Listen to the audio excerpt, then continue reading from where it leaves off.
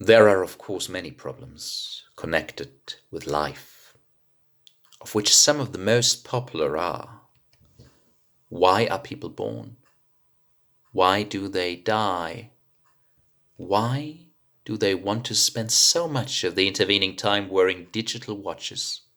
Many millions of years ago, a race of hyper-intelligent, pan-dimensional beings, whose physical manifestation in their own pan-dimensional universe is not dissimilar to our own, got so fed up with the constant bickering about the meaning of life, which used to interrupt their favorite pastime of Brocchian ultra cricket, a curious game which involved suddenly hitting people for no readily reason, and then running away, that they decided to sit down and solve their problems once and for all.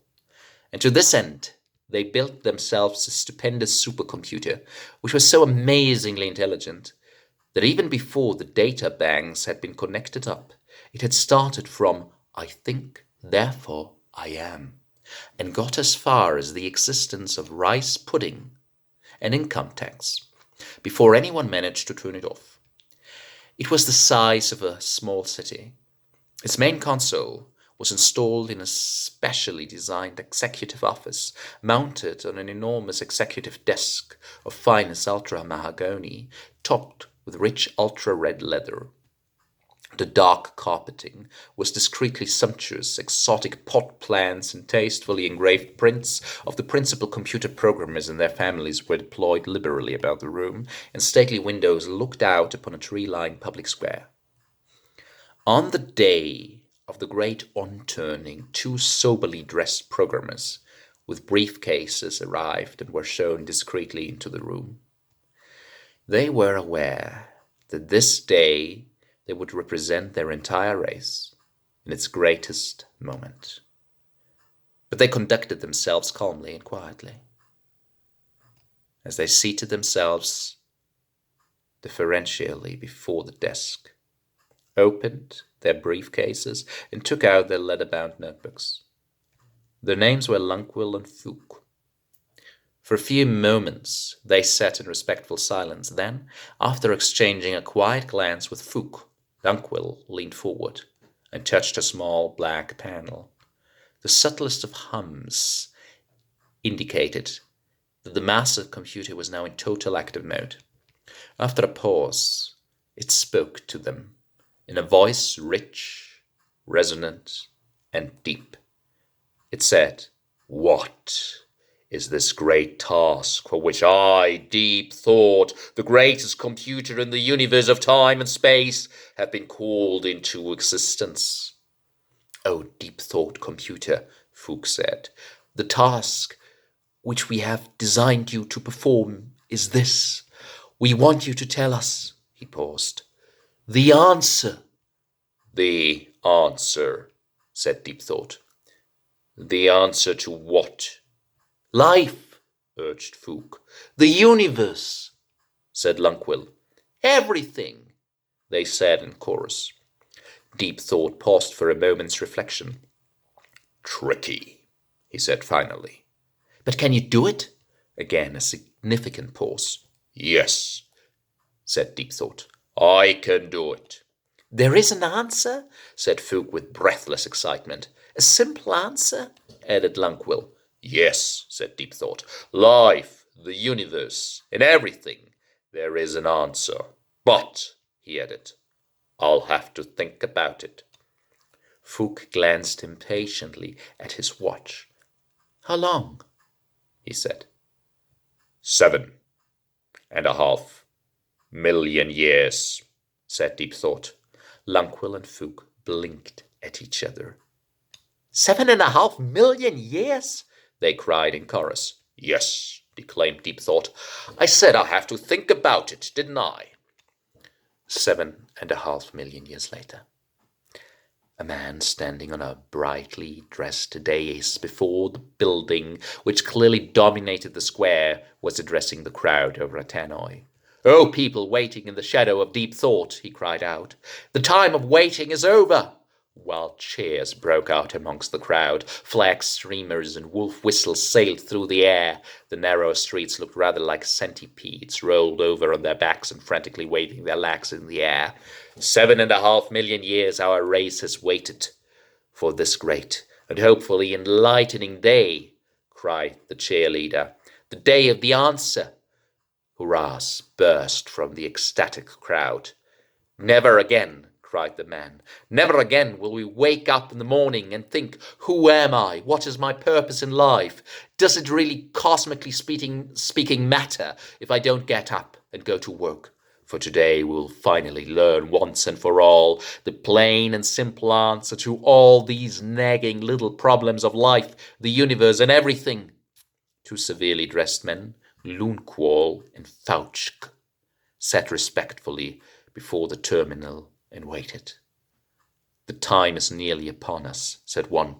75,000 generations ago, our ancestors set this program into motion, the second man said. And in all that time, we will be the first to hear the computer speak. An awesome prospect, Fauchk, agreed the first man. We are the ones who will hear, said Fauchk, the answer to the great question of life. The universe, said Lundquall, and everything. Shh, said Lundquall with a slight gesture. I think Deep Thought is preparing to speak. There was a moment's expectant pause, whilst panels slowly came to life on the front of the console. Lights flashed on and off experimentally and settled down into a businesslike pattern. A soft low hum came from the communication channel. Good morning, said Deep Thought at last. Good morning, oh Deep Thought, said Lundquall nervously. Do you have, that is, an answer for you? Interrupted Deep Thought majestically. Yes, I have. The two men shivered with expectancy. Their waiting had not been in vain. There really is one? Breathed Fauchk. There really is one, confirmed Deep Thought. To everything? To the great question of life, the universe, and everything? Yes. Both of the men had been trained for this moment. Their lives had been a preparation for it. They had been selected at birth as those who would witness the answer. But even so, they found themselves gasping and squirming like excited children. And you're ready to give it to us? Urged Lundquall. I am. Now? Now, said Deep Thought. They both licked their dry lips. Though I don't think, added Deep Thought, that you are going to like it. Doesn't matter, said Fauchk. We must know it. Now. Now, inquired Deep Thought. Yes, now. All right, said the computer, and settled into silence again. The two men fidgeted. The tension was unbearable. You're really not going to like it, observed Deep Thought. Tell us. All right, said Deep Thought. The answer to the greatest question, yes, of life, the universe, and everything, said Deep Thought. Yes, is, said Deep Thought and paused. Yes, is, yes. 42, said Deep Thought with infinite majesty and calm. It was a long time before anyone spoke. Out of the corner of his eye, Fauchk could see the sea of tense, expectant faces down in the square outside. We are going to get lynched, aren't we? He whispered. It was a tough assignment, said Deep Thought mildly. 42? Yelled Lundquall. Is that all you've got to show for 7.5 million years of work? I checked it very thoroughly, said the computer, and that quite definitely is the answer. I think the problem, to be quite honest with you, is that you've never actually known what the question is. But it was the great question, the ultimate question of life, the universe, and everything, howled Lungqual. Yes, said Deep Thought, with the air of one who suffers fools gladly. But what actually is it? A slow, stupefied silence crept over the men as they stared at the computer and then at each other. Well, it's just everything, offered Fouch weakly. Exactly, said Deep Thought. So once you do know what the question actually is, you'll know what the answer means. Oh, terrific, muttered Faust, flinging aside his notebook and wiping away a tiny tear. Look, all right, said Lungqual. Can you just please tell us the question? The ultimate question? Yes. Of life, the universe, and everything? Yes. Deep Thought pondered this for a moment. Tricky, he said. But can you do it? Cried Lungqual. Deep Thought pondered this for another long moment. Finally, no, he said firmly. Both men collapsed on their chairs in despair. But I'll tell you who can, said Deep Thought. They both looked up sharply. Who? Tell us.